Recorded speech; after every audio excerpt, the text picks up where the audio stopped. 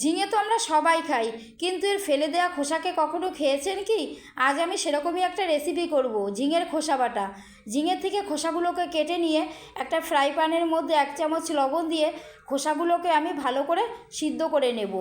ওই ফ্রাই প্যানের মধ্যেই একটু তেল দিয়ে কিছুটা চিংড়ি মাছকে একটু ভেজে নেব, আর ঝিঙের খোসাগুলোকে একটু ঠান্ডা করে মিক্সির জারে দিয়ে দেবো কয়েক কোয়া রসুন, পরিমাণ মতো লঙ্কা আর কয়েক টুকরো পেঁয়াজ দিয়ে ভালো করে পেস্ট করে নেব।